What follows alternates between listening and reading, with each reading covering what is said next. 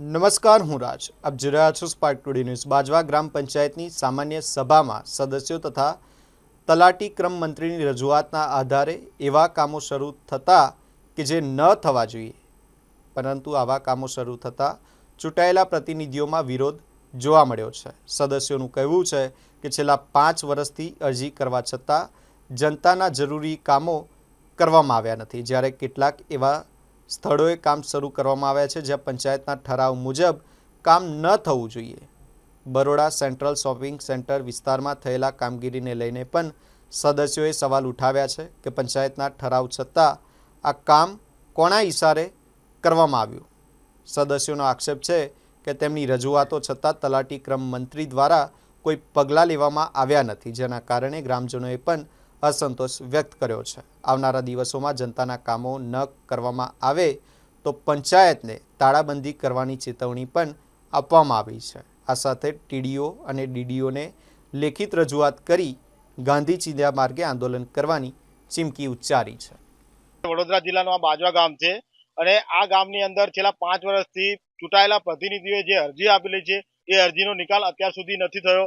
Paver block છે, road રસ્તાના કામ છે, ગટરના કામ છે, એની 5 વર્ષથી 3 વર્ષથી જે ચૂંટાયેલા પ્રતિનિધિ જે સભ્યો છે કે જેમને અરજી આપી છે છતાં પણ એમના કામ થતા નથી અને જે કામ પાછળથી થયા છે એનો અમારો સખત વિરોધ છે. અમારી પંચાયતની જે સામાન્ય સભા હતી, સામાન્ય સભામાં અમે નક્કી કર્યું હતું પંચાયતના ચૂંટાયેલા સભ્યોએ કે આ જગ્યાએ જે કામ થઈ રહ્યું છે આ શોપિંગ સેન્ટરની અંદર ત્યાં પછી કરો, પણ જે અરજી આપેલી છે જનતાએ, જનતાના જે પ્રશ્નો છે એ પ્રશ્નો પહેલા હલ કરો. તલાટીએ પણ હા પાડી હતી, ચૂંટેલા સભ્યોએ પણ હા પાડી હતી. પંચાયતની મિટિંગ થાય એટલે ઠરાવ 100% થાય. અત્યાર સુધી અમને એક પણ ઠરાવ બતાવવામાં પણ નથી આવ્યો. મહત્વની વાત એ છે કે જ્યારે તલાટીએ એવું કીધું તો કામ નહીં થાય, તો આ કોના ઇશારે તાત્કાલિક ધોરણે કામ શરૂ થયું છે? શું પંચાયતમાં ચૂંટાયેલા સભ્યોની કોઈ ઇજ્જત નથી, કોઈ માન સન્માન નથી? જો આવું જ કરવું હોય તો પંચાયતમાં મિટિંગ શા માટે લે છે?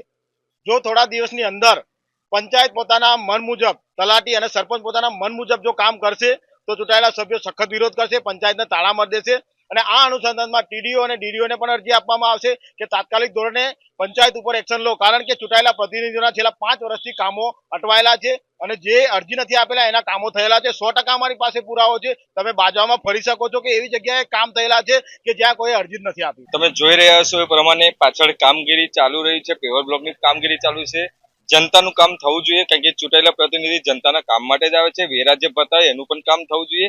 પણ અમે જે આજે ભેગા થયા છે ત્યારે આજે ત્રીજે ચોથા મહિનામાં એક મીટિંગ સામાન્ય સભા અમારી રાખવામાં આવી હતી. સામાન્ય સભામાં તમામ સદસ્યો તથા પંચાયતના સરકારી કર્મચારી એટલે તલાટી કમ મંત્રીએ અમે રજૂઆત કરી હતી સભ્યો, અને એમને પણ મંજૂર કરી હતી કે આપણે અમુક કામ નહીં કરીએ. કામ નહીં કરવાના, કામ તો થવાના જ હતા, પણ એમને એવું કહ્યું હતું કે પહેલા ચૂંટાયેલા પ્રતિનિધિની અરજીઓ છે એના નિકાલ કરીશું, એના કામ કરીશું, પછી જનતાને જે અરજીઓ આવી છે એના કામ કરીશું, એના નિરાકરણ કરીશું, ત્યારબાદ બીજા કંઈક રહી ગયા છે એ કામ કરીશું. પણ આજે જ્યારે અમને જાણ થતા કે જે પંચાયતની મિટિંગમાં સભ્યો તો વિરોધ કર્યો છે, સાથે સાથે તલાટી કમ મંત્રી જે સરકારી કર્મચારી કહેવાય એમને પણ એવું કહ્યું હતું કે આપણે આ કામ નહીં થવા દે, પહેલા ચૂંટાયેલા પ્રતિનિધિઓનું કામ થવા દઈશું. તો એ અરજીઓનું કામ ન થતા આજે આ કામ ચાલુ થયું છે અને અમે આજે આ કામનો વિરોધ કરવાની છે. કામ કરો, કામનો વિરોધ નથી, પણ ચૂંટાયેલા પ્રતિનિધિ એમના વિસ્તારમાં જ્યારે એમને મત મળીને ચૂંટાવતા હોય, પબ્લિક એમને સર્વે માથે રાખીને ચૂંટાવતા હોય તો એમનું પણ કામ થવું જોઈએ, એમની અરજીઓનું પણ નિકાલ થવું જોઈએ. કારણ કે પંચાયતના ચૂંટાયેલા સભ્યોની અરજીનો જો નિકાલ ના થાય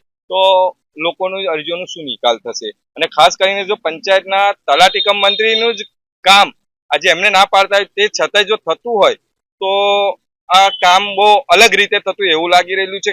અમારી રજૂઆત ખાલી એટલી જ છે કે કામ વિકાસ બધે થવો જોઈએ, પણ પંચાયતના ચૂંટાયેલા સદસ્યોનું જે અરજીઓ છે એનો પણ નિકાલ કરો. અને જો આ પંચાયતના ચૂંટાયેલા સદસ્યોની અરજીનો નિકાલ ટૂંક સમયમાં નહીં થાય તો અમે ગાંધી ચિંધ્યા માર્ગે પણ જઈશું, પંચાયતને તારાબંધી કરીશું. તારાબંધી કરીને અમે બહાર બેસીશું, બહાર બેસીને જાહેર ગામ સભા જેવું આયોજન કરીને ચૂંટાયેલા પ્રતિનિધિઓ અરજીઓનો નિકાલ કરીશું અને ગામના નાગરિકોની અરજીઓનું પણ નિકાલ કરીશું. અમે કહીશું કે જે ચૂંટાયા હોય એમની અરજીઓનું નિરાકરણ કરો. બસ અમારી એક જ માંગ છે, ચૂંટાયેલા પ્રતિનિધિઓની પંચાયતના સદસ્યોની અરજીઓનો નિકાલ કરો.